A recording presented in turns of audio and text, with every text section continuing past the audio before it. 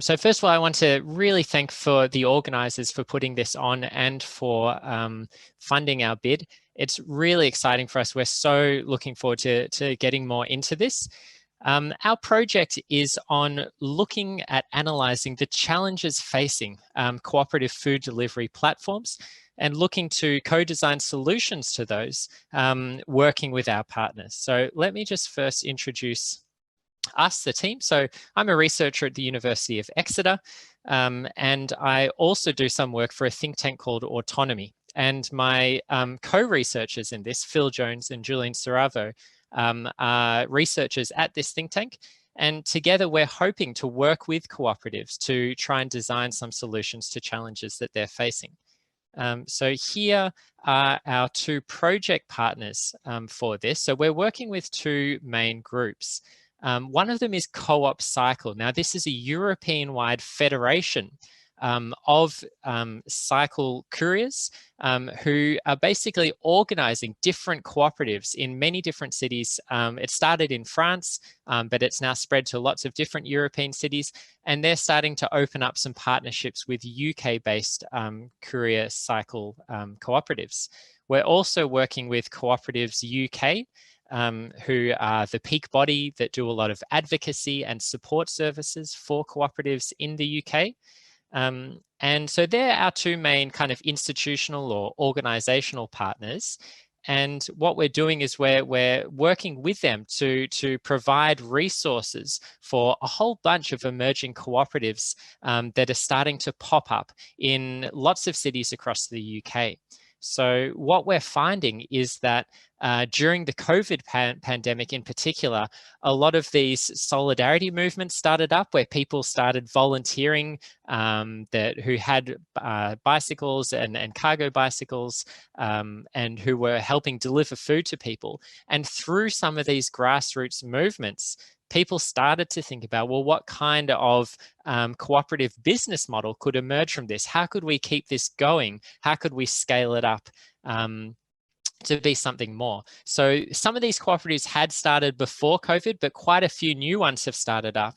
And we're starting to hear of new ones popping up every day in a whole variety of different cities. So we're in contact with a lot of people. We've started doing our interviews and we started kind of collectively talking about what we can do as a team and as a network.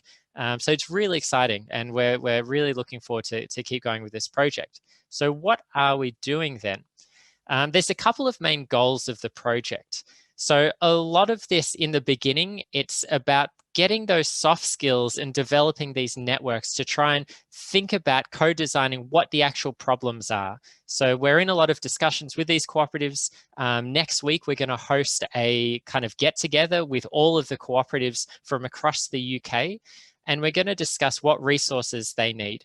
And so one of these that we've started to think about is a how to launch guide, basically giving cooperatives every detail they need and all of the tools and the resources to basically not only to start a cooperative, but to have a good idea of what kind of challenges they'll face. We're going to be gathering some data from cooperatives about times, how many cyclists you need, what to expect in terms of initial capital funding and all those kinds of things. We're also going to be hoping to use this data that we're collecting, that currently we don't really have any information like that in the public domain because a lot of these are just starting out.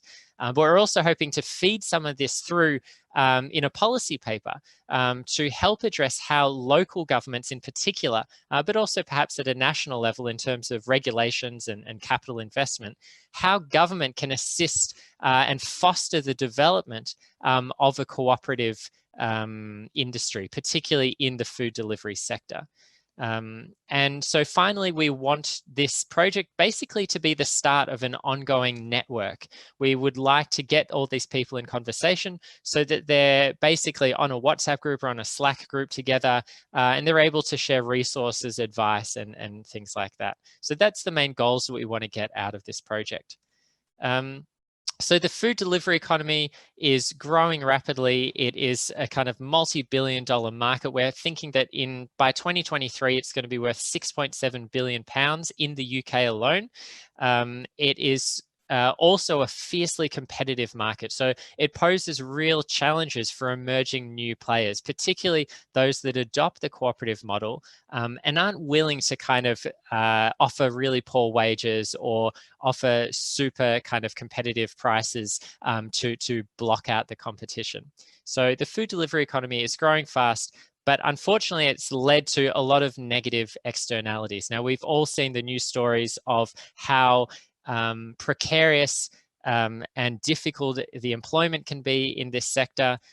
People are working under gamified conditions. They're not, they don't have traditional employment contracts. They don't have sick pay, holiday pay, all of that. So what is the solution then? How can a cooperative completely change the traditional model of something like Deliveroo or Uber Eats? So what we're thinking is that the benefits of the cooperative model is that the cooperatives themselves are worker owned, worker managed. You get autonomy and self-determination over how you work. You can basically take part in the decisions over the direction of the cooperative. You get to give yourself and others fair working conditions. One of the cooperatives we're working with wants to pay a London living wage for every hour that a rider is logged on. So we're getting decent pay, decent conditions, and a complete change to the exploitative and the extractive nature of companies like Deliveroo and the current for-profit platforms in this industry. So we're really looking forward to it. We've got 5 partners already that we're working with, and they're basically at different stages of development, and they're trying to do very different things. So what we're starting to see is that there's a real diversity across these different cooperatives about what they intend to do. So on one end of the spectrum, you'd have someone like the Doorstep Collective in London who are really starting to think about how to challenge Deliveroo at their own game. And they're really keen on basically like giving people an ethical alternative to these platforms that does on-demand delivery, that will compete at peak hours, that will compete in the same markets and the neighborhoods. Now, that's one version of what we're seeing. On the other end of the spectrum, we're seeing something like the Your Collective, who have tried a bit of that, but actually think that going for a much smaller market, going for scheduled deliveries, going primarily business to business, but a little bit of business to consumer, that's another option that's available. And we're seeing a whole different range of models, all stretching in between those two. So it's really interesting to see what's on offer, and we're hoping that our how to launch guide will basically give people a kind of snapshot of what they can do and what's on offer, what kinds of pricing structures they'd need for each option, and so on.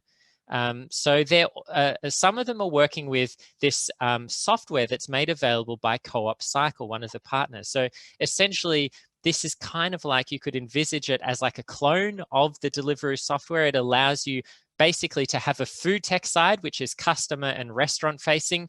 People can enter in their orders and their deliveries and their menus. A customer can kind of take a pick from what they want. Now, this is not as flash as what you might see on the Deliveroo side. It's quite basic, but it also gives you a side for the cyclists and for the courier service to see the map and to schedule deliveries and to kind of do that side of the operation as well. So it's very exciting. CoOpCycle are happy to give this technology and you allow the use of this software to other cooperatives who take on this model and take on the kind of ethics and the principle and the spirit behind it as well. So we're really excited to see what comes, what we're going to do with this project. Yeah, thank you for listening to our presentation. I'm going to stop sharing now. Thanks.